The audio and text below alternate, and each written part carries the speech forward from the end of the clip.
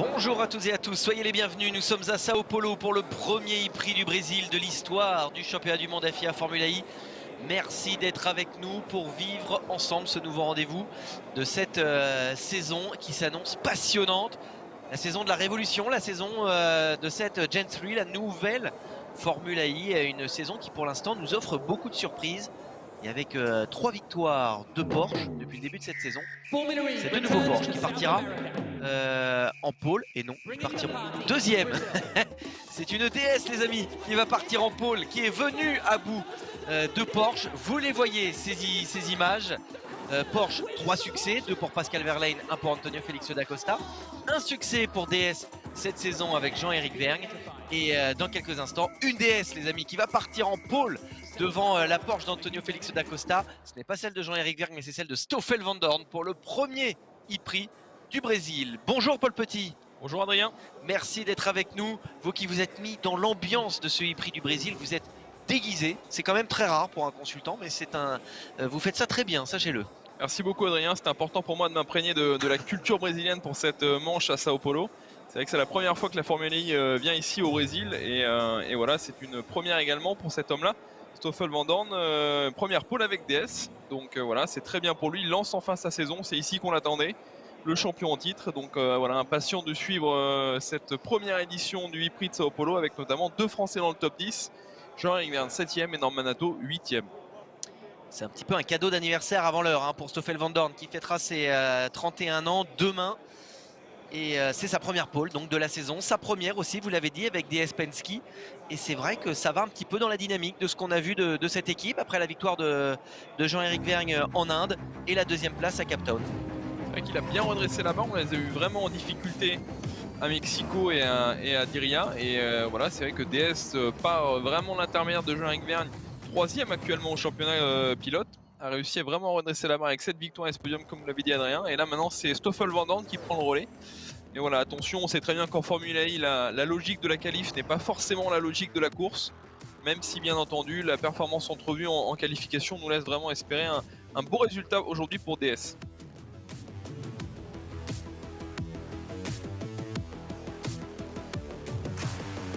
Le e-prix du Brésil, nouvelle manche du championnat du monde FIA Formula I. Avec en pôle Stoffel Vandoorne, on va la découvrir justement cette grille de départ. Mais avant cela, Paul, un regard sur ce tracé de Sao Paulo. Un tracé plutôt rapide, très rapide, de grande ligne droite. On est sur un circuit vraiment urbain, vraiment en ville, avec des murs très proches. Mais voilà un premier secteur où on retrouvera l'attaque mode notamment virage numéro 3. Ensuite ce virage numéro 4, très bosselé sur la zone de freinage. Une chicane plutôt rapide et ensuite on arrivera dans ce double droite, ce virage 7-8 où le pilote local Lucas Di Grassi notamment s'est fait piéger à la sortie du virage 8 et ensuite on arrivera sur un enchaînement 9, 10, 11 des virages voilà, qui conditionneront le retour sur la ligne d'arrivée, un circuit voilà, comme on l'a dit plutôt rapide où je pense nous pouvons voir beaucoup de dépassements et justement Adrien on va retrouver la grille de départ. Avec le local de l'étape, malheureusement Lucas Di Grassi qui partira 22e après avoir abîmé son train avant en qualification. On avance un peu pour retrouver le leader du championnat. Pascal Wehrlein n'a pas pu passer la première phase des qualifs, il part que 18. Sur la ligne devant à la 15e place, le français Sacha Fenestraz à côté du deuxième brésilien Sergio Sete Camara. Jake Dennis qui est actuellement deuxième du championnat, vous l'avez vu, partira 14e. Et là on arrive tout de suite très rapidement dans le top 10 avec Sam Bird 10e. Max Günther partira 9e avec la Maserati, une 4ème ligne 100% française avec Jean-Éric Vergne 7e devant Norman Nato 8e. Jake Hughes et Nick Cassidy en bataille à l'entrée du top 5, ça va être intéressant. Et Mitch Evans et Eduardo Mortara, les battus des demi-finales, qui vont être en embuscade sur Stoffel Vandoorne et Antonio Félix da Costa. Belle séance de qualification, on a vu les favoris un petit peu pour le moment de ce début de saison un petit peu à la peine et donc il y a des pilotes qui ont un sacré coup à jouer au classement général pour faire un beau rapproché. On pense notamment à da Costa, Vandoorne, Vergne. C'est vrai que da Costa lui reste sur une victoire sur le dernier e-prix, donc ça serait le bon moment pour enchaîner pour lui. On a vu qu'il avait le rythme et la performance ce matin et voilà, il reste en course sur une très belle dynamique et comme vous l'avez dit, Porsche est un peu l'équipe à battre cette année. On vous l'a dit, Pascal Wehrlein, le leader du championnat, il ne part que 18e. Jake Dennis, deuxième du championnat, ne part que 14e, tandis que Jean-Éric Vergne part 7e, Antonio Félix da Costa part 2e. C'est sûr que là, il y a des belles opportunités. Nick Cassidy, 5e du championnat, il part à la 5e place. Ça va être une bataille et sûrement un gros bouleversement au classement général aujourd'hui. Et vous voyez, c'est quelques mètres de chauffe seulement pour se présenter sur la grille de départ de ce 6e e-prix de cette nouvelle saison. La saison 9. La première saison de cette nouvelle monoplace électrique.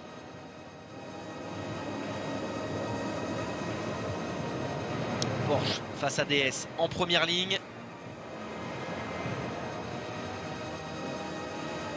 Toutes les monoplaces s'installer.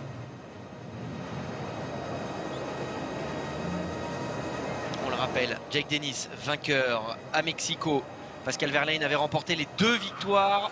Et c'est parti pour ce 6e départ de la saison 9 avec le très bon départ de Stoffel Van Dorn, tandis que derrière c'est une Jaguar qui est en train de se montrer à la hauteur de la Porsche. Da Costa garde l'avantage, mais très bon départ de Mitch Evans, 3e. Nick Cassidy passe 4e. Il y a des dégâts pour Eduardo Mortara. La course est terminée pour Mortara. Nato aussi, Nato a tapé malheureusement. Norman Nato français, au 3e virage. Endommagé également la Nissan. Il s'est fait surprendre Norman. C'est vrai que ça a tapé devant au niveau de Mortara et malheureusement il n'a rien pu faire le pilote français. Et on voit que c'est Jean Egvern qui a fait pour le moment une très belle affaire. Le voilà remonté 5e le pilote français. Et je ne serais pas surpris de voir un potentiel safety car si les voitures ne repartent pas de Mortara et Nato. Oui, il y a une Evalence Andretti. Alors c'est reparti pour Mortara. Lotterer qui semblait en difficulté. C'est vrai qu'il a été très fort en qualification, Mortara. Et là déjà il y a beaucoup de touchettes dans ce début de course et ça laisse pas mal de pilotes sur le carreau, des pilotes qui étaient notamment aux avant-postes. Donc voilà, des Nato, des Lotterer, des Mortara, tous ces pilotes là. Attention, toujours pas de safety car, on est toujours sur régime de drapeau jaune dans ce premier secteur. Van Dorn en tête devant, Da Costa, Evans est du coup 3e, Cassidy 4e, Vergne 5e. Et là j'ai bien cru que Mitch Evans il faisait le coup de passer à la 2e place.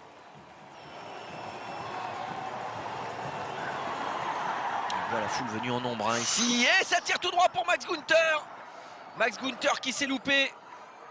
C'était très chaud hein, pour Max Günther. Heureusement, il a pu ouvrir et tirer tout droit sur cette portion du circuit. On ça a tiré tout droit également pour Nio. Alors, je crois que Max Günther a pu reprendre sa 9e place dans le peloton. Et on peut voir les voitures de Nato et Morta ont certainement pu repartir. Très bon départ de René Rast aussi. On n'aura pas de safety car hein, pour le moment, donc la course va rester sous régime de drapeau vert. Et donc à la fin du premier tour, on a toujours, comme vous l'avez dit, Stoffel Van Dorn en tête, Antonio Félix da Costa et Mitch Evans, voilà, qui est sur le podium avec Jean Egvern remonté au 5e rang et les 2 McLaren dans le top 10, respectivement 7e et 8e. On va revoir ce qui s'est passé, hein. Vous allez voir, je pense que Mortara va subir un premier contact et derrière, forcément, on va voir ce phénomène là d'empilement, toujours un petit peu dangereux sur les premiers mètres en course automobile. Regardez, donc là Norman arrive à s'infiltrer sur Günther. Ouais, c'est 3 de front, hein, c'est 3 de front. Oh, mais il s'envole sur la McLaren. Ouais, gros contact. C'est surprenant d'ailleurs la McLaren déjà toujours rouler parce que le contact est quand même très important. Incroyable.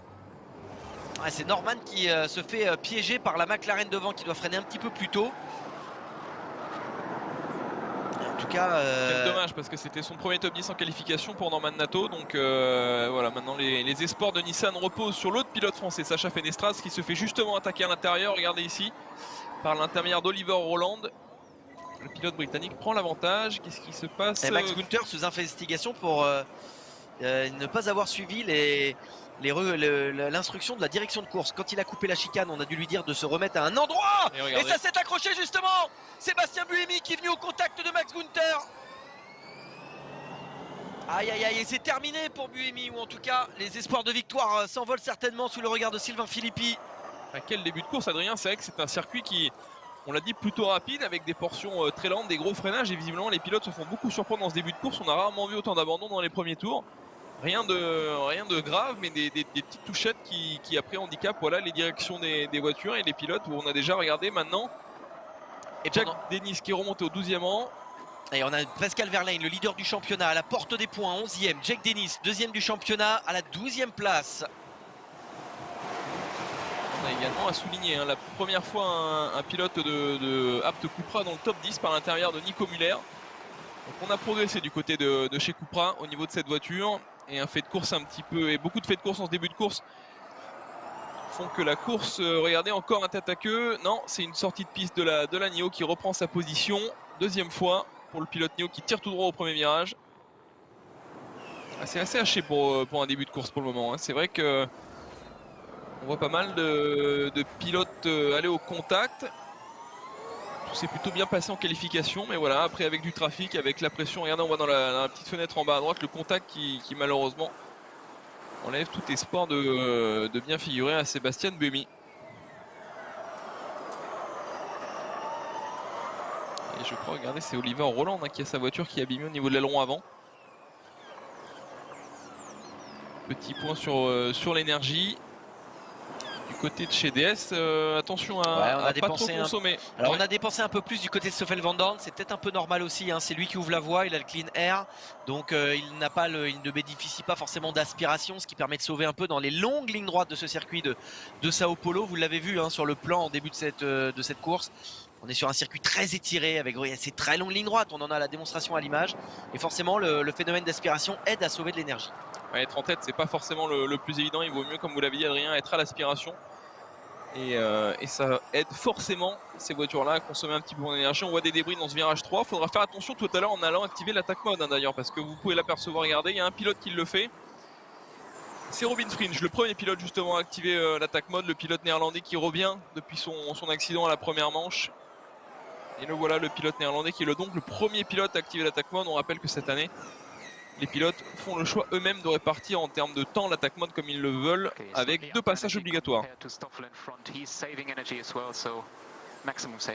Ah ouais, on dit à Antonio Félix Acosta, tu as 1% de plus que le pilote devant toi. Tout le monde est rentré dans une phase où on économise de l'énergie, donc là il faut que tu sauves au maximum. Ce qui est intéressant, ce qui confirme vos propos Adrien, c'est que justement D'Acosta qui est deuxième, on ne lui demande pas d'attaquer Stoffel Van Dorn, parce qu'on sait très bien que cette place de leader à ce moment-là de la course, on ne la veut pas, parce qu'en étant leader, elle coûte de l'énergie. Surtout ici, surtout ici à Sao Paulo, vu la physionomie du circuit. Donc là Van Dorn, D'Acosta fait le choix de le laisser s'essouffler en tête de la course. Comme vous l'avez dit, D'Acosta il va rester à l'aspiration, et c'est peut-être ce qu'essaye de faire Stoffel Van Dorn dans ce cas-là, de pousser un petit peu et de sortir D'Acosta de sa zone d'aspiration pour l'obliger ensuite à consommer lui aussi de l'énergie. Alors que là on voit la Jaguar par l'intérieur de Sam Bird qui reprend l'avantage sur les McLaren. Regardez ici également Max Günther qui se défait de René Rast. Là également on a une Porsche.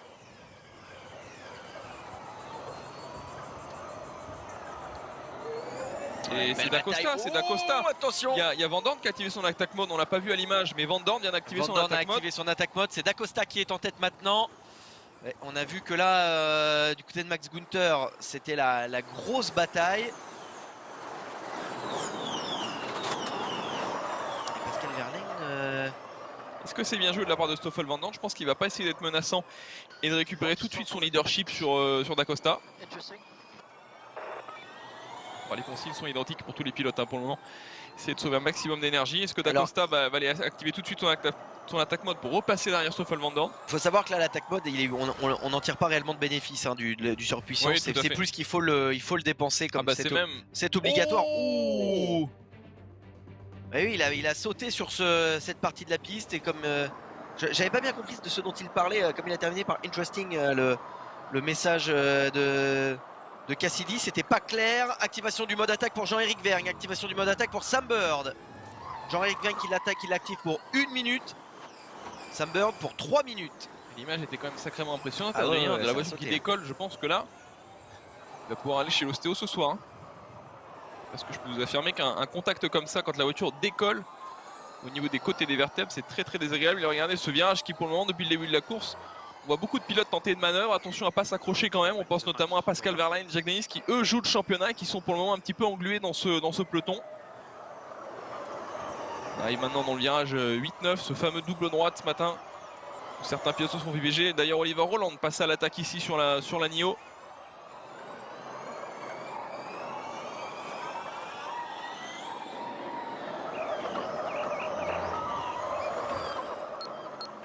Use 1.4. We think it's 0.5 faster than predicted. Ah, et intéressant, très intéressant ce qu'on vient d'entendre.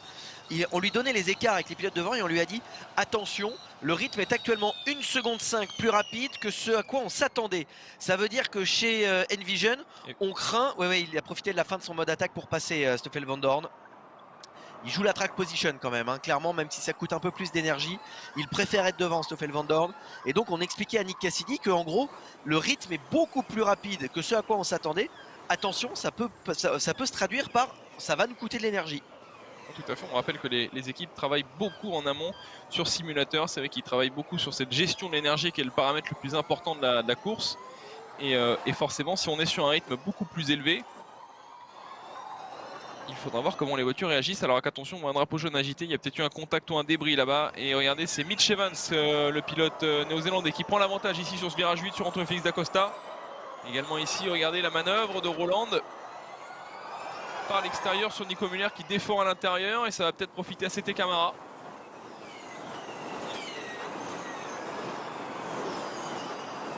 Et en tête, hein, du coup, la très atypique monoplace Gold, celle du constructeur DS devant les Porsche, les noirs et rouges. Et c'est Cassidy maintenant qui prend l'avantage sur Da Costa. Il a glissé 4e, le pilote Porsche. Donc effectivement, on est sur une stratégie visiblement de grosse gestion de l'énergie, hein. On laisse vraiment pour le moment les Vandoorne, les Evans, les Cassidy. Regardez, même Verne prend l'ascendant sur Da Costa. Non, il a réussi à reprendre sa position, le pilote portugais. Mais voilà, pour le moment, Porsche fait vraiment une course d'attente et d'observation et laisse vraiment le choix à ces équipes-là, que ce soit DS, que ce soit Jaguar ou que ce soit Envision. Il y a un contact là-bas, c'est Sacha Fenestra, c'est la Nissan du pilote français. La Nissan du français qui est arrêtée. Et là, c'est un endroit assez dangereux par contre. La roue arrière gauche a l'air endommagée. Et à cet endroit-là, on va l'avoir, notre premier safety car, Adrien, vraisemblablement. Je pense que là, voilà, ce qui devait arriver arriva. Un premier safety car suite au contact Sacha Fenestras. On va revoir les images, mais du coup, on a les deux Nissan au tapis en ce début de course. Intervention de la voiture de sécurité après l'accident du français Sacha Fenestras avec la Nissan qui est arrêtée. Pour l'instant, c'est Stoffel Vandoorne, le pilote belge au volant de la DS, qui est en tête devant la Jaguar de Mitch Evans. C'est Jaguar noire et blanche que vous voyez. La monoplace verte de Nick Cassidy est actuellement 3e. Devant la Porsche d'Antonio Félix da Costa, le dernier vainqueur en date en Afrique du Sud. Jean-Éric Vergne, le français double champion de la discipline, est actuellement 5e avec la deuxième DS. Et suivent les deux McLaren orange de Jack Hughes et de René Rast.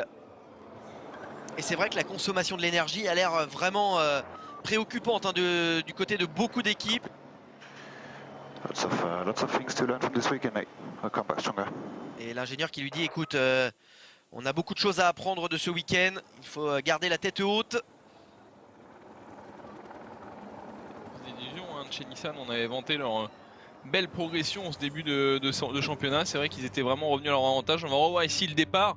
Regardez, Stoffel Vandoorne qui conserve bien son avantage. On va essayer de regarder ce qui se passe entre Mortara. Voilà le petit contact avec Mitch Evans qui lui fait perdre un petit peu de vitesse. Et Norman Nato qui se fait surprendre par le pilote McLaren qui devant lui est obligé de freiner beaucoup plus tôt. Et voilà, premier gros contact de ce début de course. Et on a déjà perdu à ce moment-là de la course Mortara et Norman Nato.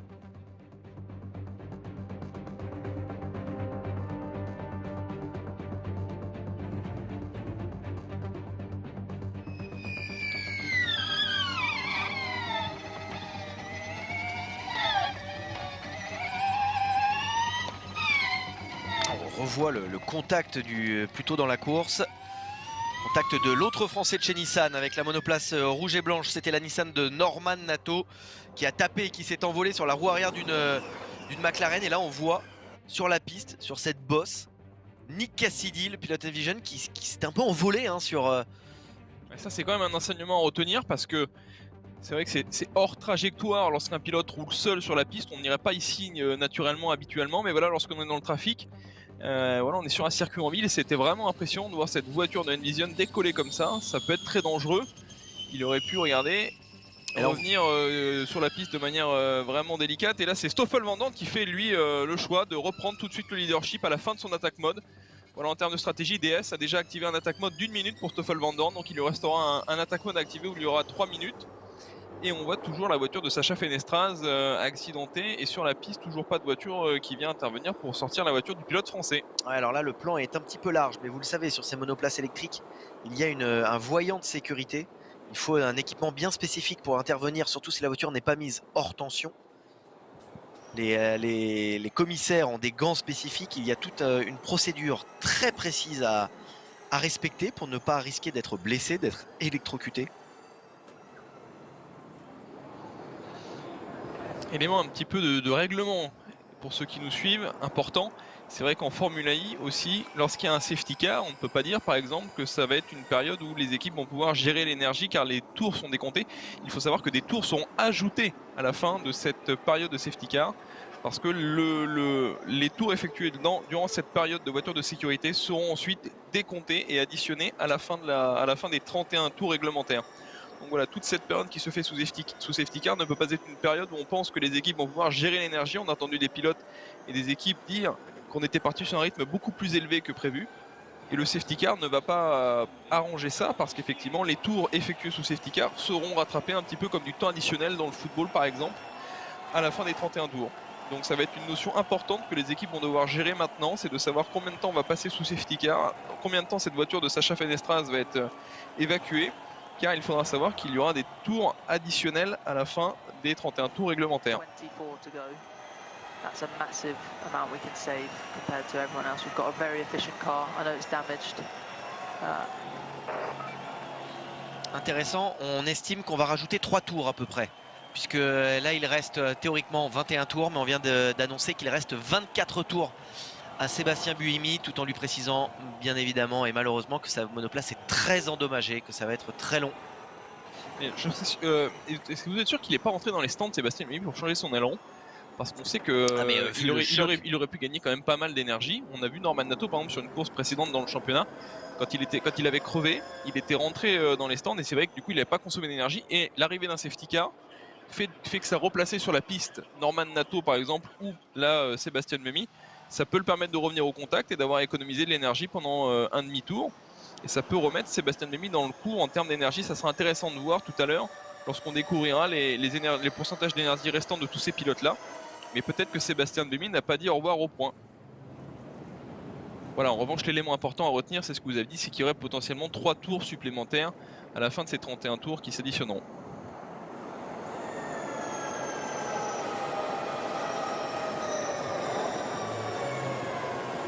Quand on voit le classement aussi, Adrien, c'est DS qui ferait une belle opération pour le classement général par équipe. Ouais, pour l'instant, les 2 voitures placées dans le top 5 du classement des équipes. DS Penske avec ses monoplaces or très reconnaissables.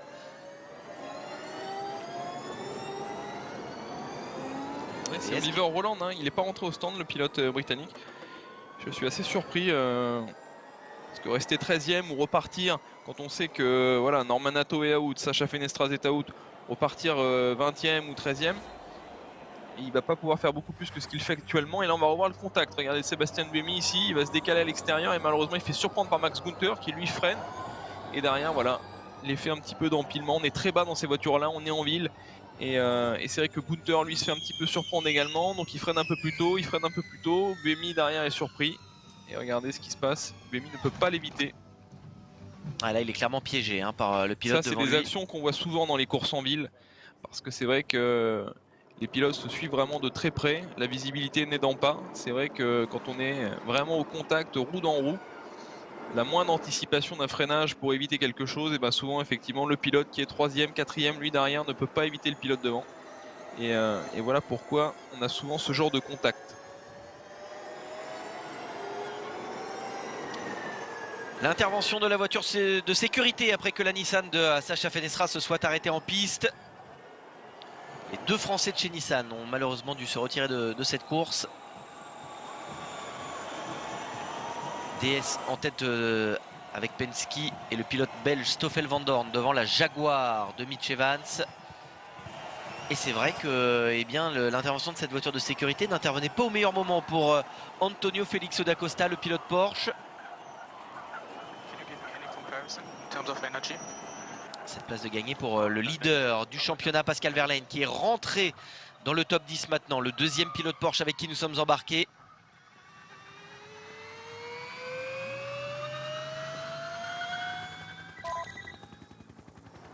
Et ben voilà, la voiture de sécurité qui va s'effacer bonne dans ce nouvelle. tour.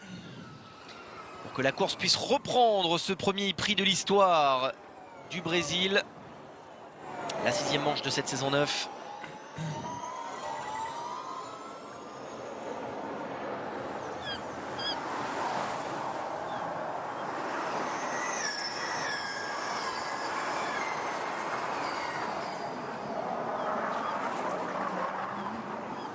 Encore dans le deuxième secteur, Stoffel Van Dorn va, j'imagine, encore regarder tout ce petit monde bien derrière lui avant d'essayer de s'échapper, d'essayer de faire la bonne opération qui serait peut-être d'essayer de sortir de la zone d'aspiration Mitch Evans, c'est-à-dire essayer de mettre un gap de au moins plus d'une cinquantaine, de centaines de mètres. On voit que lui, Mitch Evans, a tout intérêt à rester vraiment au contact du pilote belge. On va arriver dans l'avant-dernier virage, le virage 10. Alors le drapeau vert est d'ores et déjà agité. C'est au leader maintenant de donner le rythme. C'est Stoffel Van Dorn qui va décider quand est-ce qu'il relance cette course. Il lui reste 2% de moins, presque 3% d'énergie de moins que ses adversaires. On le disait, être en tête de ce peloton, ne pas bénéficier du phénomène d'aspiration, eh bien ça veut dire qu'il va consommer plus d'énergie. Ça me fait un petit peu penser, on a un peu le phénomène d'une course de vélo, c'est-à-dire que le pilote qui est en tête, qui lui prend tout le vent, va se fatiguer beaucoup plus que le leader qui resterait entre guillemets un petit peu dans les roues. Donc là, Stoffel Van Dorn, il est en train de se fatiguer, il est en train de consommer beaucoup plus d'énergie. Et j'aurais même envie de dire pour DS, à ce moment-là de la course, il fait même une course d'équipe pour Jean-Éric Vergne. Si Jean-Éric Vergne reste dans le top 5, ça sera Jean-Éric Vergne qui pourra faire une fin de course agitée où il pourra prétendre peut-être à se bagarrer pour la victoire. Parce que s'il continue comme ça pendant encore 15 tours, Stoffel Van Dorn, malheureusement 3% de batterie en 12 tours par rapport à cet adversaire, je pense que la physionomie de ce circuit va lui coûter certainement une victoire. Hein. Regardez D'Acosta qui se dédouble ici à l'intérieur. Et le voilà, il a pris l'ascendant sur le pilote de Envision de Nick Cassidy. Le voilà qui revient. La Porsche qui vient de prendre la 3e position de cette course à la Envision de Nick Cassidy. Le dernier vainqueur en date à Cape Town, le Portugais D'Acosta. We have 2% more than Stoffel, same as Mitch, and 1% more than D'Acosta. Un point sur l'énergie à Nick Cassidy, justement, lui expliquer que les pilotes devant lui avaient globalement moins d'énergie que lui dans leur batterie. Si ce n'est vraisemblablement Evans. Regardez, D'Acosta il continue. Le voilà qu'il attaque maintenant Mitch Evans. Ah, du côté de chez Porsche, on essaie finalement de se lâcher, de revenir au contact de Stoffel Van Dorn et de rester peut-être dans la zone d'aspiration. Alors qu'ici, regardez, je crois que c'est une bagarre entre le leader du championnat et son dauphin. C'était une bagarre entre Pascal Wehrlein et Jack Dennis. Regardez, derrière c'est Cassidy à l'intérieur. C'est chaud. Est-ce que ça passe? Evans. C'est passé. Pour le moment, Jean-Éric Vergne, course très intelligente. Il reste au contact. Il ne se montre pas. Et 5 secondes de pénalité pour la voiture numéro 7. La voiture de Max Günther.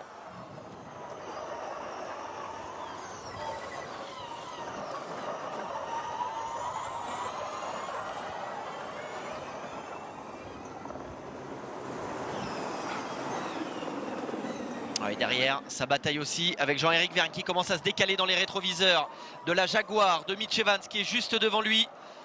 Le double champion qui va commencer à passer à l'attaque avec sa DS. Et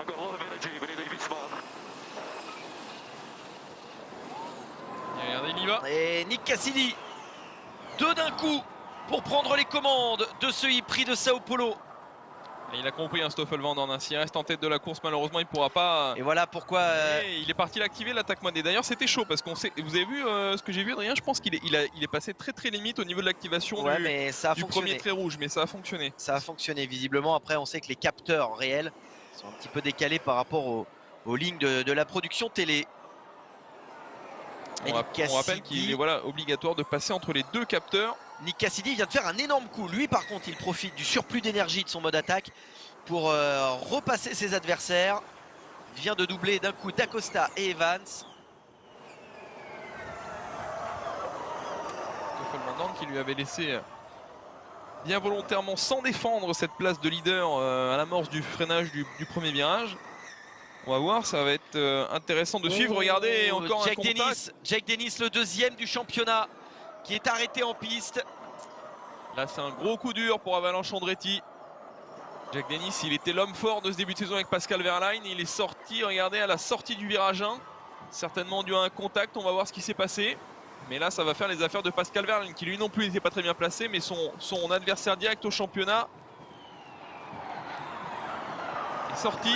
Certainement un safety car à venir. We have a car drivers left just after turn 3. Please obey the flags. Please obey the flags. Ok, non, pour le moment, le directeur de course demande de bien respecter le drapeau jaune sur cette partie-là du circuit. Parce que regardez, il y a une partie orange au niveau du muret, ce qui indique qu'à cet endroit, les commissaires vont pouvoir manœuvrer la voiture. Changement de leader. Nick Cassidy avec le mode attaque activé qui vient de reprendre les commandes de ce e-prix. Cassidy, il est à l'attaque pour le moment, Adrien. C'est vrai qu'il était quatrième, il a doublé chacun leur tour. Evans, D'Acosta et maintenant Van Dorn, le voilà leader. Et Nick Cassidy qui reste sur 2 podiums et Antonio Félix D'Acosta avec la Porsche qui double à son tour l'ADS de Stoffel Van Dorn. Nick Cassidy qui reste sur une 2e place à Hyderabad et une 3e place à Cape Town. Il ne faut pas être surpris de voir, regardez, Stoffel Van Dorn 59%. Là voilà l'indication. La pas très bonne nouvelle, regardez, c'est qu'Adrien également, je trouve que Jean-Éric Vergne consomme pas mal d'énergie sans trop montrer le bout de son nez. Il a 60% quand D'Acosta, qui a animé un petit peu le peloton, ou Mitch Evans ou Nick Cassidy sont à 62. Donc l'un des enseignements est que les DS visiblement pour rester au contact consomment un petit peu plus d'énergie. Regardez, safety car. Et voilà, intervention de la voiture de sécurité parce qu'au-delà de ça il y a beaucoup de débris, on le voit en piste.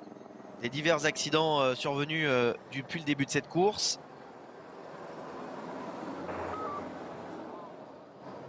Copy, prepare scenario 3. We're 3% up on Van Dorn.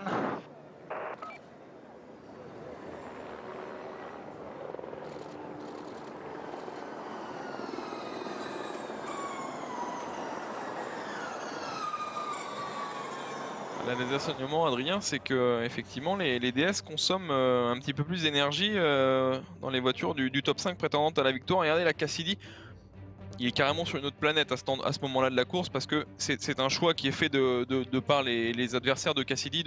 Vraiment, là, sur ce virage-là, on le sacrifie, on ne va pas consommer plus d'énergie que ça. Et lui, Cassidy, dans la volonté d'aller activer l'attaque mode, il pousse au maximum ce premier virage pour perdre le moins de position sur la piste. Et là, regardez, c'est ici que ça s'est joué pour Jack Dennis. Malheureusement, le 2e du championnat, voilà. Déjà hors course au stade de la mi-course. Et ça sera donc un 3e résultat vierge de points d'affilée pour Jack Dennis qui avait débuté sa saison par une victoire, un meilleur tour en course au Mexique. Derrière 2 2e places. Et depuis, eh bien, plus rien.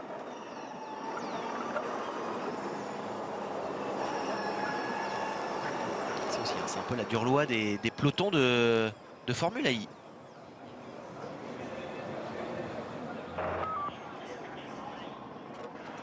On top of it, you have one attack. Mitch has none.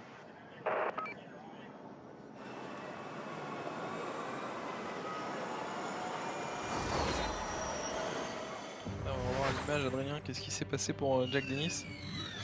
On voit le replay. Il est ici placé à l'extérieur, il y a certainement une voiture, il y a un contact, 2 contacts. Ouais, et là regardez, il fait le choix d'y aller à l'intérieur sur Wehrlein justement. Et malheureusement derrière. On voit les 2 McLaren.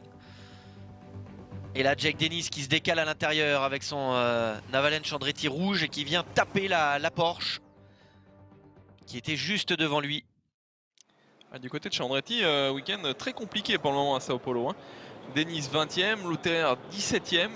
Là c'est vrai que c'est une équipe qui est habituée à briguer les premières places. Et c'est plutôt un week-end très compliqué. On rappelle qu'il n'y a qu'une seule course ce week-end à Sao Paulo. On est habitué des fois à avoir sur certains week-ends de Formule 1 une course le samedi, une course le dimanche. Donc là, il va falloir tout de suite se concentrer sur la prochaine course parce que celle-là, malheureusement, elle est déjà entérinée. Regardez, on va comparer par rapport au leader Nick Cassidy. On est plutôt bien du côté de D'Acosta, on n'est pas bien du côté de Stoffel Van Dorn. On est beaucoup mieux encore une fois chez Mitch Evans qui gère plutôt très bien ce début de course. Jean-Éric Vergne a 1% de moins. Burn est plutôt bien aussi. Ok, pour le moment c'est Mitch Evans qui est dans les 5 premiers, l'homme un petit peu à abattre. Alors il n'est pas forcément bien placé, mais... attack Flamingo, yeah? No attack Flamingo. Just consider it. Alors lui, il reste 3 minutes de mode attaque à Nick Cassidy. On lui précisait que derrière D'Acosta, entre autres, lui a encore un mode attaque complet à épuiser. On rappelle qu'un mode attaque, c'est 4 minutes d'un surplus de puissance et que le pilote est obligé de les épuiser en intégralité avant la fin de la course. Depuis cette année, la règle, c'est que les 4 minutes, le pilote peut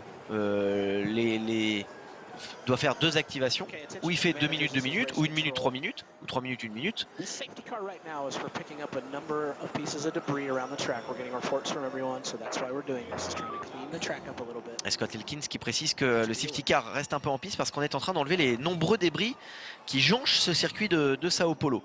Mais voilà, en tout cas, tout ça pour vous expliquer que il reste encore des activations de mode attaque et qu'elles sont obligatoires. Les pilotes doivent tous terminer la course à 0 de mode attaque. Ouais, et puis c'est vrai que, regardez, c'est ce qui s'est passé ici. Le voilà le contact qui explique, regardez, le dommage sur la voiture de Jack Dennis qui... Apparemment ça viendrait... C'est pas une attaque hein, sur Pascal Wehrlein, on peut penser qu'à ce moment-là... On n'avait pas eu cette image. Voilà, le deuxième du championnat veut attaquer le premier, mais en fait non. Le contact il est en amont, il est du côté de Dan Ticktum qui vient littéralement harponner au virage 1 Jack Dennis et le mal était fait. Et après Jack Dennis, lui malheureusement il ne lui restait que quelques mètres où il a failli emmener en plus dans son malheur le leader du championnat Pascal Wehrlein. Donc voilà, gros fait de course pour le championnat. Jack Dennis out.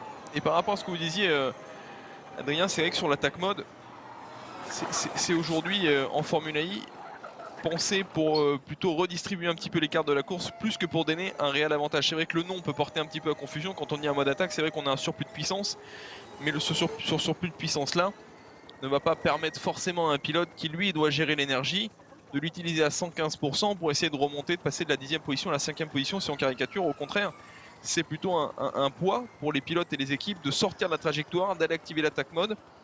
Et c'est plutôt une volonté pour la Formule I de redistribuer un petit peu les cartes en termes de position sur la piste. C'est vrai que quand Cassidy va devoir aller activer l'attaque mode encore une fois, c'est un avantage par rapport à D'Acosta qui lui va devoir encore sortir 2 fois la trajectoire. Et on voit à l'image que le safety car va rentrer dans ce tour là. Le safety car va s'effacer dans quelques instants. On se frotte les mains du côté de James Barclay, entre autres le chef d'équipe de chez Jaguar, du côté de chez Mahindra également, du côté de Hans-Jürgen Abt et de notre compatriote Fred Espinos chez Cupra. Puisque chez Cupra, on a un Nico Müller à l'entrée, à la porte des points avec la Cupra de Nico Müller.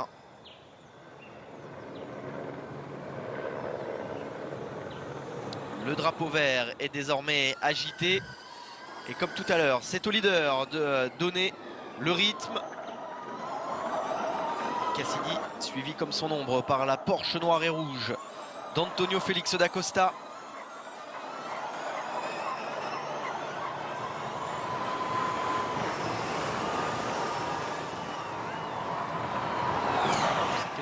Qui reste en tête. Derrière on voit Hughes qui défend tout de suite sur Gunther qui se porte menaçant sur le pilote McLaren, le jeune pilote britannique. Et activation du mode attaque pour Cassidy, activation du mode attaque pour la DS également. Stoffel Van Dorn qui est allé activer la fin de son mode attaque. Les propos se confirment avec ce qu'on vient de voir à l'image. C'est vrai que voilà, Stoffel Van Dorn qui était voilà, au contact des pilotes qui étaient sur le podium. Le voilà maintenant redescendu 6ème. Il reprend tout de suite avantage sur Sam Bird. Mais regardez Cassidy qui était en tête. Le voilà maintenant passé 3ème à plus d'une seconde d'Acosta. Mais d'Acosta, on le rappelle, il va devoir y aller par 2 fois encore activer ses modes attaque. Okay, really use your energy now. Use your energy. Et là on lui demande de pousser, hein, vous avez vu. Son adversaire direct c'est Nick Cassidy. La volonté du coup du côté de chez Porsche, ça serait peut-être d'essayer de prendre un petit gap sur Cassidy. Et oui, parce et que là, surtout pour activer l'attaque mode sans perdre la position sur la piste. C'est un petit peu là où le bas blesse dans la stratégie de Porsche, qui certes a été mise à mal par l'intervention des voitures de sécurité. C'est que maintenant il y a encore 2 activations du côté de chez Porsche et du côté de chez Jaguar. Et on sait que de toute façon ces 2 activations elles vont faire mal face à un Nick Cassidy qui est collé derrière, mais qui lui, ça y est, a activé déjà ses 2 modes attaque. Stoffel Van Dorn qui reprend l'avantage ici sur Jean-Éric Vergne. Regardez, il y va. Ils y vont même tous les deux. Oh, Mitch Evans. Oui, c'est passé. Ouais, le capteur il doit être vraiment décalé hein, par rapport aux lignes que nous on a à l'image. Et regardez derrière Mitch Evans. Nick Tout Cassidy de suite attaque Stoffel Van Dorn qui va défendre sa position à l'intérieur. Nick Cassidy est le nouveau leader, de nouveau leader de cette course devant Porsche, devant DS, devant Jaguar.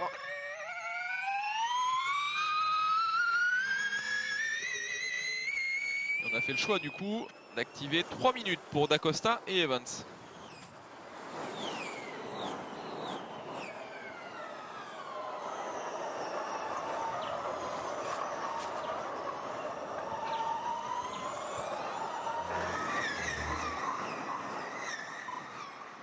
Plan A1, we don't go crazy. Plan A1.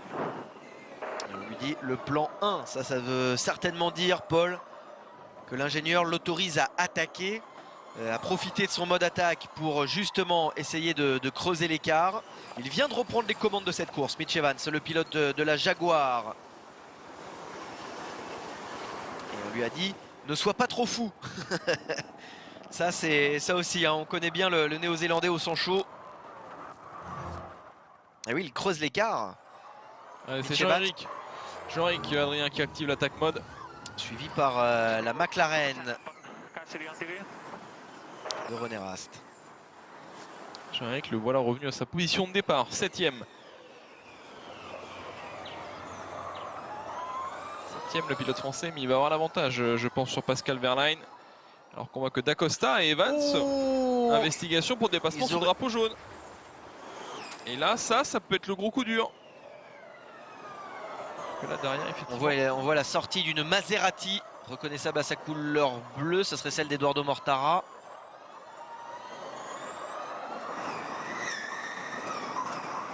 Et pendant ce temps-là, le leader du championnat, Pascal Wehrlein, qui partait, on le rappelle, 18e, eh bien, au volant de sa Porsche, le leader est remonté 6e de cette course.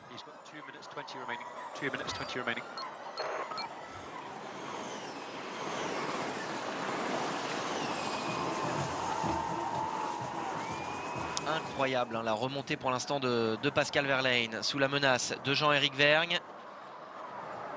On était en train d'indiquer à Pascal Wehrlein combien de temps de mode attaque il restait à Jean-Éric Vergne, combien de temps il allait devoir résister. Attention, René Rast et Pascal Wehrlein justement sont aussi inspectés pour avoir doublé sous drapeau jaune. Du coup, ça nous remettrait peut-être avec ce genre de fait de course DS Penske dans le match. Hein. Quand je pense à DS Penske, c'est Stoffel Van Dorn, Jean-Éric Vergne qui était un petit peu plus à la peine en termes de perfo et de gestion de l'énergie. Ce genre d'erreur peut coûter très très cher. Ça peut être un drive-through, ça peut être une pénalité de temps. Mais en tous les cas, sachez que la direction de course ne rigolera pas sur ce genre de sanctions. Et là, tout simplement, ça peut nous redistribuer les cartes aux avant-postes parce que quand on parle d'Evans et Da Costa, on parle du leader et du 3e.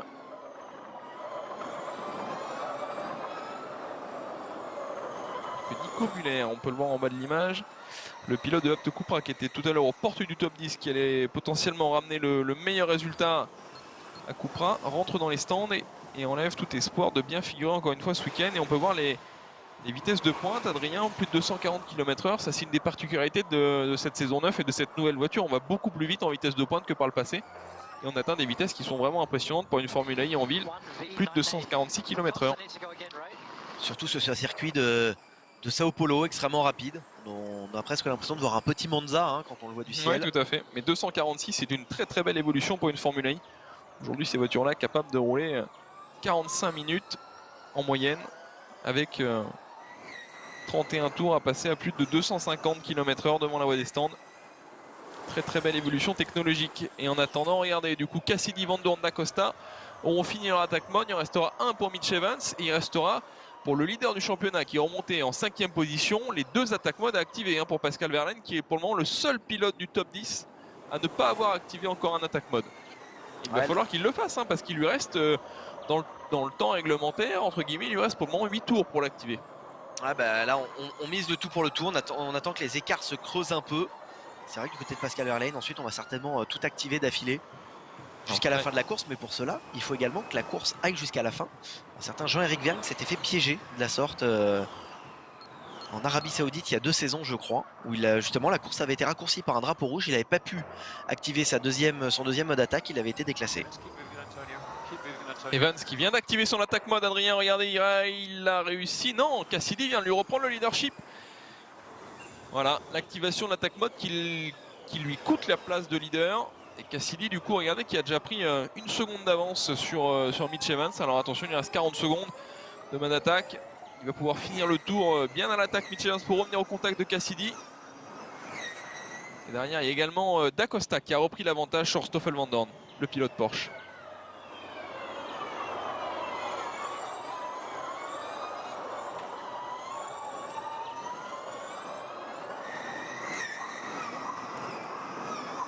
Un petit point sur les énergies, 38% pour Cassidy, il est très bien.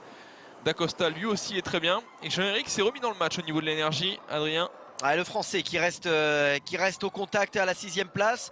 Il sait de toute façon que devant lui Pascal Wehrlein, il a encore des activations de mode attaque à faire. Donc on peut presque dire que la 5e place elle semble plus ou moins acquise pour le Français. Il s'est bien remis dans le match le pilote français. C'est vrai qu'on l'a vu un petit peu dégringoler en termes de position sur la piste. Et regardez, ça tire tout droit et il est arrêté. Il y a une Porsche arrêtée en piste. Je pense qu'il y a une consigne de course à respecter. On ne l'a pas eu. Mais c'est vrai que les pilotes, on voit qu'ils ne prennent vraiment aucun risque sur cette chicane. Lorsqu'on se rate, on laisse vraiment passer tous les pilotes derrière. Et pour le moment, Da Costa, ça lui coûte très cher. Le revoilà 7e, le pilote portugais. Quelle erreur dans ce premier virage pour Da Costa. Le dernier vainqueur en date de cette saison 9 qui s'était imposé au Cap, à Cape Town, en Afrique du Sud. Le pilote Porsche qui redescend à la 7e place. Ça laisse Stoffel Van Dorn, le pilote DS, à la 3e place. Jean-Éric Vergne, le Français, est 5e en bataille avec Sam Bird et sa Jaguar. Qu'est-ce qui s'est passé? Regardez, là il prend vraiment aucun risque. Ah oui, en fait, je pense qu'il faut même s'arrêter dans cette zone-là. Lorsqu'on coupe la piste, on doit s'arrêter, vraiment être à 0 et repartir. Et c'est d'ailleurs ce que n'a pas fait tout à l'heure. Voilà, c'était le pilote qui avait coupé la piste. Alors ils ont été plusieurs à le faire, mais il y a c'est Max Günther. Voilà, Max Günther avec la Venturi, qui c'est vrai ne s'est pas arrêté à 0 avant de repartir. Ça doit être une consigne que les pilotes ont reçue lors du briefing. Forcément, cette erreur-là coûte très cher. Regardez, on vient de dire à Pascal Wehrlein d'aller activer son attaque mode maintenant. On va le voir sortir de la trajectoire. Le pilote allemand, regardez combien de place est-ce que ça va lui coûter. Est-ce qu'il va réussir à bien ressortir ce virage 3? Peut-être récupérer l'avantage sur Da Costa. Non. Et le voilà retombé en 7e position, Pascal Wehrlein. Est-ce que Da Costa va faire une course un petit peu d'équipe et laisser placer Wehrlein? Non, pas pour le moment en tous les cas. On garde ses positions, Van Dorn, Verne, Bird et Da Costa, respectivement de 3e à 6e, et le leader du championnat qui vient d'activer son premier mode d'attaque de 3 minutes pour Pascal Wehrlein.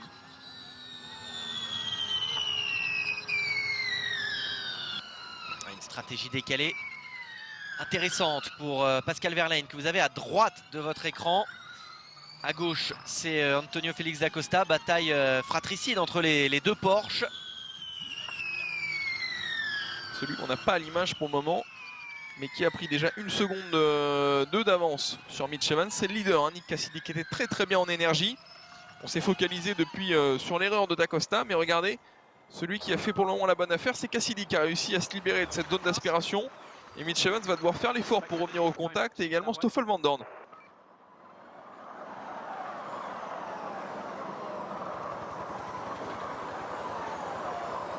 Le Porsche toujours à l'image.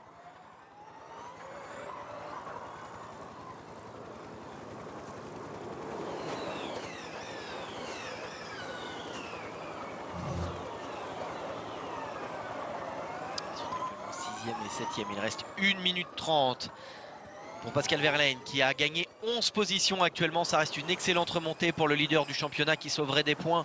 On le rappelle, il partait 18e sur la grille de départ. Il y a déjà un petit gap de fait. C'est vrai que pour le moment le podium s'est un petit peu dessiné entre Cassidy leader et Vergne 4e. Il y a 4 secondes d'écart. Ouais, l'écart entre Nick Cassidy et Mitch Evans, quasiment 1 seconde entre le pilote Envision et la Jaguar de Mitch Evans. Les voilà les deux leaders. Derrière, il y a 2 secondes 3 entre le premier et la DS de Stoffel Van Dorn. Et vous l'avez dit, 4 secondes entre le premier et la DS de Jean-Éric Vergne. Hold position. Save energy behind.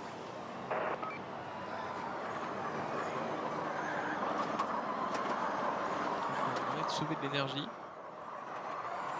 Pascal Wehrlein, encore 34 secondes d'attaque mode, donc il ne va pas pouvoir activer l'attaque mode dans ce tour là. Il y a eu un drapeau jaune, peut-être un contact. Là, tout ce qu'il ne faudrait pas pour Pascal Wehrlein, ça serait un safety car.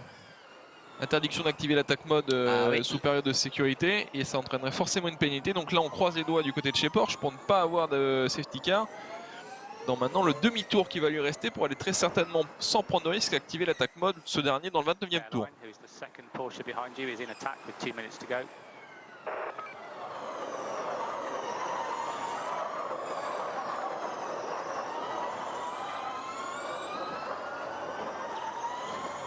La pression de Sam Bird sur Jean-Éric Vergne. Et il est au contact pour le moment, le pilote britannique. Il met la pression au pilote français. Mais on se rappelle, Jean-Éric Vergne, lorsqu'il avait gagné notamment à Hyderabad, il la supporte très bien cette pression.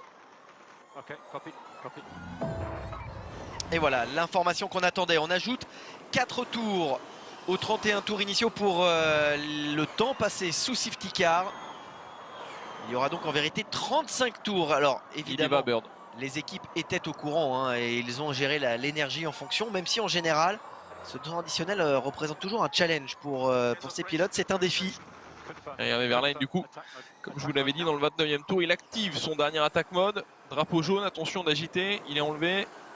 Ce qui va reprendre tout de suite l'avantage sur Jack Hughes. Voilà qui est fait. Le voilà revenu 7e, Pascal Wehrlein. Avec malgré tout maintenant un gros gap qui s'est dessiné entre lui et les pilotes avec qui il était au contact. Quasiment 3 secondes d'écart maintenant sur son coéquipier d'Acosta. Un écart de 3 secondes qu'il va falloir réduire maintenant pour essayer d'aller prendre encore plus de points. C'est vrai que c'est la physionomie de cette course est assez incroyable quand on voit Antonio Félix d'Acosta qui partait 2e avec sa Porsche, il est 6e. Pascal Wehrlein partait 18e avec la 2e Porsche, il est 7e. C'est là qu'on voit à quel point cette course aura été des véritables montagnes russes pour un peu tous ces pilotes. Mitch Evans, lui de son côté, il est en train de réduire l'écart. On vous a parlé d'1 seconde entre les deux premiers tout à l'heure.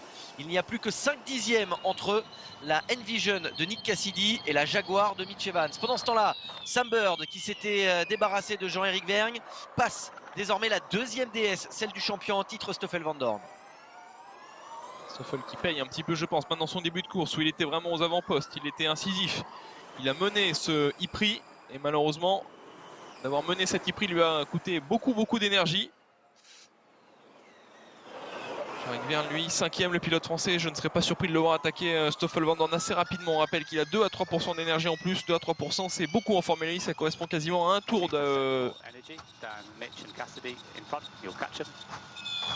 On encourage également Sam Bird. Et oui, parce qu'il est en train de remonter sur les deux leaders. Sam Bird qui est 3e, le britannique, avec la Jaguar, la 2e Jaguar. Il est en train de remonter sur son coéquipier. Alors on va voir, est-ce que Cassidy fait le choix maintenant que Evans est revenu dans la zone d'aspiration, justement de lever le pied pour essayer de ne pas surconsommer de l'énergie et pas faire les affaires de Mitch Evans, à qui il offrirait la victoire un peu sur un plateau. Est-ce qu'il va faire le choix maintenant même de potentiellement le laisser repasser peut-être? On sait qu'il va rester maintenant 4 tours. Voilà, on rentre dans le temps additionnel. Est-ce que Mitch Evans va faire une attaque ici au premier virage? Non, regardez, il laisse très intelligemment la première place à Nick Cassidy. On sait que ces deux pilotes étaient quasiment sur la même stratégie en termes d'énergie. On voit, hein, c'est prépondérant ce genre d'informations. C'est ce qui détermine la réussite de la course. La discussion entre les ingénieurs et les pilotes sont quasiment axées que sur ce genre d'échange. Et Cassidy, pour le moment, il est en train d'essayer de gérer ça au mieux avec son équipe. Et c'est incroyable de voir les deux Jaguars désormais dans la bataille pour la victoire. Ces mêmes Jaguars tant en difficulté sur le début de saison. Un seul podium récolté sur l'ensemble des deux pilotes. Vous allez voir, c'est Bird, regardez, Adrien, Sam Bird. Le 3e pour le moment, il va revenir au contact. Il est un petit peu mieux que ses deux adversaires directs pour aller chercher la victoire. Presque Cassidy avec 1% de moins peut malgré tout essayer de se défendre sur Mitch Evans. Ça va être intéressant de suivre ça. Quelle équipe a fait le meilleur pari? Est-ce que Sam Bird lui en a trop gardé sous le pied? Parce que comme vous l'avez dit, l'important c'est de passer la ligne à 0. Hein. Et regardez, il y va Mitch Evans. Et il y va, ça y est. Mitch Evans avec la Jaguar qui prend les commandes de la course. Oui, un petit peu raté. Et Cassidy n'arrive pas à décroiser. Cassidy essaye de croiser la trajectoire, mais ça ne fonctionne pas. La Jaguar de Mitch Evans, désormais en tête de la course. Rien, regardez, c'est D'Acosta qui s'est intercalé entre Vergne et Vandoorne. Pilote français qui est maintenant 6e. D'Acosta va certainement se faire menaçant maintenant dans ces 4 derniers tours.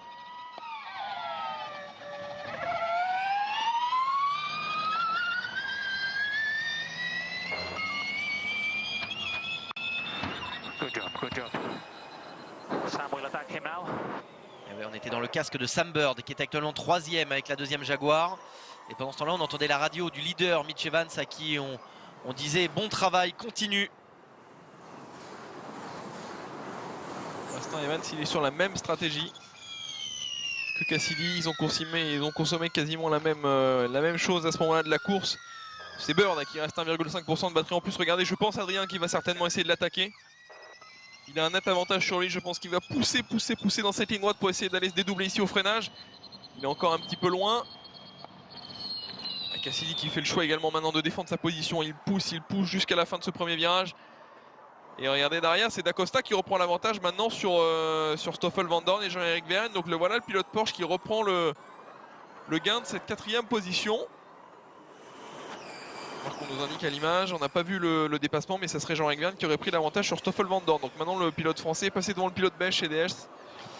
Donc on aurait Vergne 5e et Van Dorn 6e. Incroyable, hein, le poleman, Stoffel Van Dorn.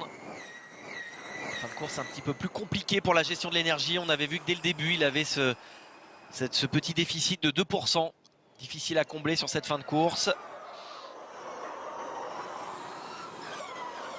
Après, on avait vu tout à l'heure passer des messages, hein, je les ai encore en tête, Adrien. Il y aura des actions étudiées après la course, notamment pour des pilotes comme Evans ou Dacosta, notamment pour des dépassements sous drapeau jaune. Et ça pourra redistribuer un petit peu les cartes. Mais c'est vrai que sur la piste, la bagarre pour la victoire va se jouer entre ces 3 pilotes, Evans, Cassidy et Bird. Et 9%, hein, 9% pour Sam Bird, 8% maintenant contre 6% pour Mitch Evans et Nick Cassidy. C'est énorme, hein, 2%. Paul, on sait que sur la fin de course, ça peut faire vraiment une différence majeure. Ça représente une grosse différence, mais pour le moment, Cassidy, visiblement, il a la consigne de pouvoir attaquer. Est-ce que ça va passer? Est-ce que ça va lui permettre d'aller au bout et de défendre sa position? Est-ce qu'il va être un petit peu juste sur un dernier tour en termes de défense? Au contraire, regardez, il fait le choix même de mettre un petit peu la pression maintenant sur Mitch Evans. Il est très bien passé, le pilote Envision.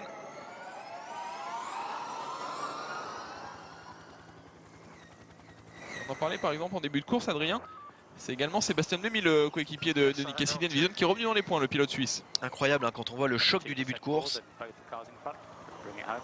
Et voilà, on indique à Sam Bird qu'il a plus d'énergie à dépenser que les voitures devant lui. Traduction, il y a peut-être un coup à faire sur les derniers tours. Alors de là à aller attaquer Mitch Evans, je ne sais pas. Mais est-ce que Jaguar ne rêverait pas d'un doublé pour le premier e-prix de l'histoire de Sao Paulo? Ils peuvent en rêver parce que c'est vrai que cette année, ils étaient vraiment à la peine. Mais c'est incroyable. Il y avait des articles encore cette semaine dans les médias qui entourent la Formule I en disant mais que se passe-t-il chez Jaguar? Il faut savoir que Mitch Evans, ces 2 dernières années, a été en bataille pour le titre jusqu'à la dernière course de la saison, 3 fois dans sa carrière, mais surtout les 2 dernières saisons consécutives. Et c'était incroyable de voir Mitch Evans démarrer et arriver ici. Il n'a toujours pas de podium. Il y en a un pour Sam Bird, mais toujours aucun pour Mitch Evans. Regardez, on est dans le dernier tour, Adrien. Il est plus qu'au contact, Nick Cassidy. Est-ce qu'il va faire le choix d'y aller dans ce virage 4? Si c'est pas ici, ça sera compliqué. Il lui restera l'opportunité à la sortie de la chicane. Mais regardez, je pense que Mitch Evans va faire le choix de défendre. Il freine à l'intérieur. Il sait qu'il est là. Il sait qu'il est là, Nick Cassidy. Regardez bien négocier la sortie de ce virage là pour Cassidy. Essayer de bien trouver la motricité. Il est là, il est au contact. Malgré tout, Mitch Evans a aussi fait le boulot. Je pense qu'il ne devrait pas se faire surprendre. Il va essayer de défendre sa position à l'intérieur. Quel choix va faire Nick Cassidy? Et Mitch Evans en tout cas qui ferme les portes à l'entrée de ce secteur. Je pense qu'il a fait le plus dur, Mitch Evans. À partir de là, ça va être très compliqué pour Cassidy d'aller attaquer Mitch Evans, à qui il reste quand même très peu d'énergie. Regardez, il va le tenter par l'extérieur. Nick Cassidy qui va tenter par l'extérieur jusqu'au bout. Attention de ne pas se faire piéger par Sam Bird, mais en tous les cas, dans le dernier virage, est-ce qu'il peut tenter quelque chose jusqu'à la ligne? Et jusqu'à la ligne, ça ne passera pas. Victoire de Mitch Evans, victoire de Jaguar ici à Sao Paulo. Jaguar s'impose, première victoire de la saison pour le constructeur britannique. Première victoire de la saison également pour Mitch Evans, on l'a dit, un pilote qui s'est battu pour le titre jusqu'à la dernière course des 2 dernières saisons. Mitch Evans s'impose, Nick Cassidy deuxième, le sourire de Sylvain Philippi, le français qui est à la tête de cette équipe Envision. Et du coup, l'enseignement, Adrien, c'est qu'il en a gardé sous le pied Sam Bird. En termes de gestion de son énergie, il aurait pu se montrer plus offensif. Et donc le voilà, troisième, Sam Bird avec 1% de batterie, peut-être un petit peu de regret là-dessus. Mais voilà, quelle course en tous les cas de Jaguar, vous avez bien fait de le souligner, Adrien. Ça a été vraiment les hommes forts de cette course. Alors que regardez, il y a eu un dégât, il y a une voiture là-bas qui est accidentée, Adrien. Quelle est cette voiture à qui il manque un... C'est une NIO à qui il manque l'aileron avant, il y a eu un gros contact. Ce serait intéressant de revoir les images. Alors, c'est également un triplé pour le moteur électrique Jaguar, puisque la Envision est propulsée par un moteur électrique Jaguar. On voit Mitch Evans qui est arrêté. Alors attention, la bonne nouvelle, c'est qu'on vous avait dit que ce pilote était sous enquête. Il n'y aura pas de pénalité. C'est le cas également pour Antonio Félix da Costa. Ils ont respecté la procédure sous drapeau jaune et sous safety car. Il est donc bel et bien le vainqueur officiel. Mitch Evans remporte sa première victoire de la saison. Ouais, en termes d'énergie, on a l'air vraiment d'avoir été au bout du côté de Mitch Evans. Il ne peut visiblement même pas ramener la voiture au podium. Si, ça y est, ça repart pour Mitch Evans. Et donc si on vous donne le top 10 de ce e-prix de Sao Paulo, on vous confirme la victoire de Mitch Evans, la deuxième place de Nick Cassidy, la troisième place de l'autre pilote de chez Jaguar, Sam Bird, Da Costa, premier pilote Porsche, Jean-Henk Vergne et Stoffel Van Dorn qui ramènent de très jolis points malgré tout à DS Penske en mettant 5e et 6e. Le leader du championnat, Pascal Wehrlein, au début de cet e-prix de Sao Paulo, lui remonte à une magnifique 7e position. On rappelle qu'il partait très loin aux alentours de la 14e position. Ensuite, on a également les deux McLaren qui se suivent par l'intermédiaire de Jack Hughes, le rookie, devant son coéquipier expérimenté René Rast. Et on a en 10e position le pilote suisse Sébastien Buemi qui avait été accidenté en début de e-prix et qui a fait une très belle remontée pour arracher le dernier point de cet e-prix. Et on rappelle que le crédit du meilleur tour également, qui rapporte un point supplémentaire, est à mettre au crédit de Sam Bird, 3e de cet e-prix.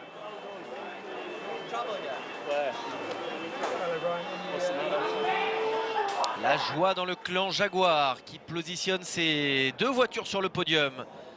La première victoire de la saison pour Mitch Evans, la troisième place pour Sam Bird qui prend également le point du meilleur tour en course.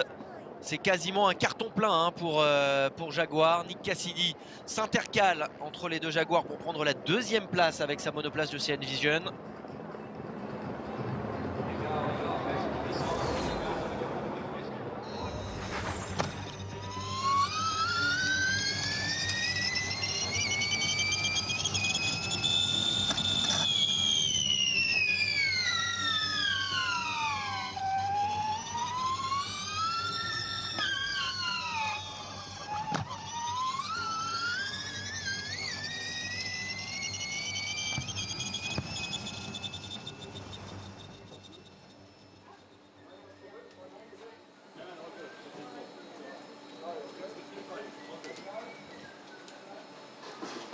La belle image d'un Antonio Félix da Costa qui aura tout donné, le pilote Porsche.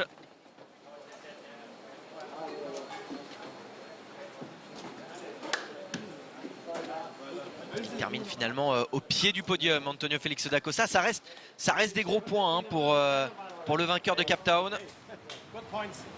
Voilà, good points, c'est bon, des bons points. La traduction du mécanicien.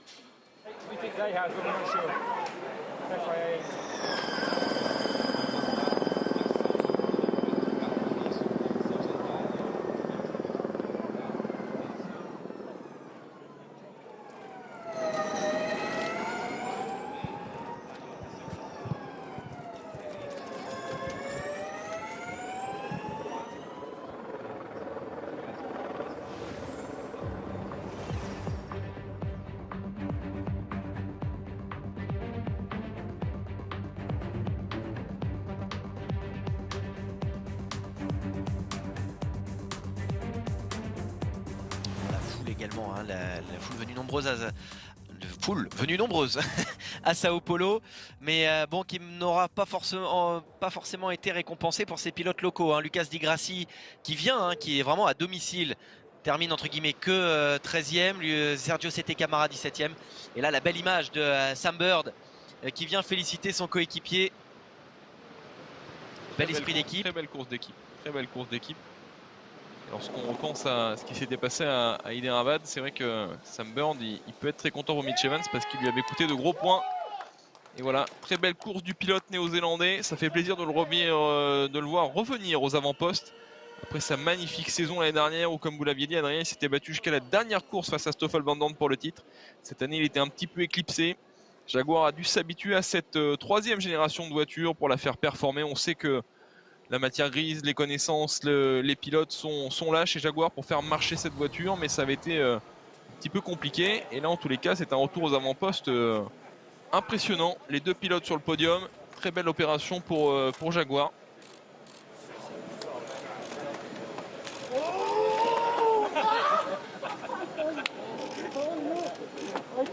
Une joie qui fait plaisir à voir pour cette équipe Jaguar.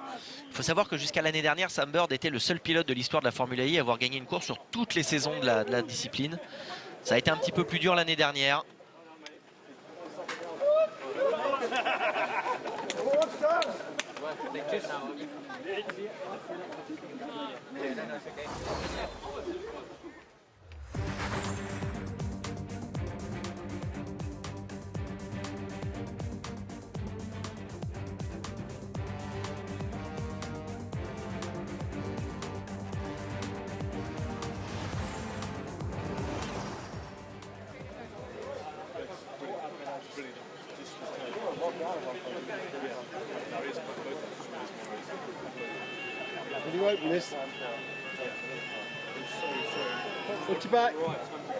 Jaguar qui revient dans le match. On va attendre aussi une mise à jour des classements généraux. Jaguar qui va forcément revenir dans le classement des équipes, au-delà du classement des pilotes. Alors le mieux placé des deux pilotes, c'était Sam Bird, qui était 8e de ce classement général grâce à son podium qu'il avait décroché à Riyad et à son meilleur tour en course qu'il avait décroché lors de la deuxième course de l'Arabie Saoudite. Ce podium va lui permettre de faire un bond face entre autres aux contre-performances de Sébastien Buemi, qui ne marque que 1 point aujourd'hui. Le grand perdant de cette journée finalement, Paul, c'est Jack Dennis, deuxième du championnat. Alors après, on rappelle qu'on est encore très tôt dans la saison, mais malgré tout, effectivement, des pilotes arrivent à sortir un petit peu de l'eau. Une hiérarchie arrive quand même à se dessiner. On n'est pas encore au cap de la mi-saison, mais comme vous l'avez dit, Adrien, c'est vrai que Jack Dennis, cette course de Sao Paulo peut déjà être un tournant pour lui. Il était très bien placé avant cette manche. Il était deuxième. Et comme vous l'aviez dit, il enchaîne maintenant une troisième course sans marquer de points. Ça se complique du côté de chez Jack Dennis. Il va falloir confirmer cette très belle performance entrevue en début de saison avec notamment cette victoire à Mexico. Il va falloir rebondir. Également, lorsqu'on parle de rebondir, on peut penser aux deux pilotes français, Sacha Fenestraz et Norman Nato, pour qui on a beaucoup de regrets. C'est vrai que depuis le début de la saison, il nous laisse entrevoir vraiment un autre niveau de performance qu'il n'arrive pas à concrétiser en course. Et voilà encore aujourd'hui pris dans deux accrochages, donc les deux voitures ne ramènent pas de points, ce qui est dommage parce que voilà, on rappelle que Norman Nato était qualifié lui dans le top 10 avec une très belle 8e position ce matin en qualification.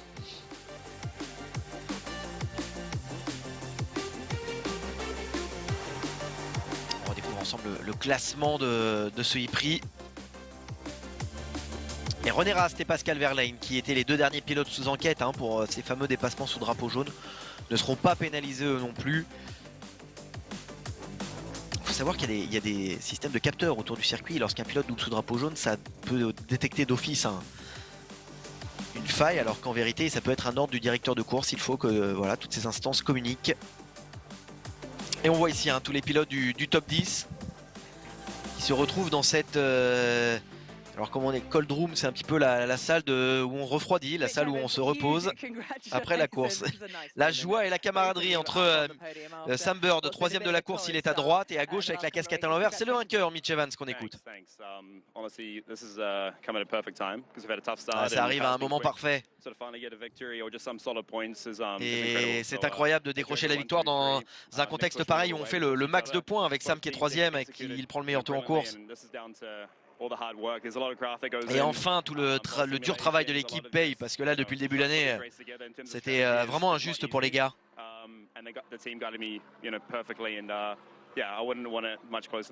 Et je voulais vraiment me rapprocher d'une performance pareille pour remercier les gars, parce que, et d'ailleurs c'est grâce à eux que je suis aussi que j'ai pu gagner cette course. Ils m'ont mis dans la stratégie parfaite. Après, j'avais un petit avantage d'énergie, il a fallu que je l'utilise au bon moment. Là encore, mon ingénieur a eu une lecture parfaite de la course. Et la victoire, elle lui revient un peu à lui aussi. Et voilà, ça fait beaucoup de points pour l'équipe, pour les gars, et ça me fait plaisir pour toute l'équipe Jaguar.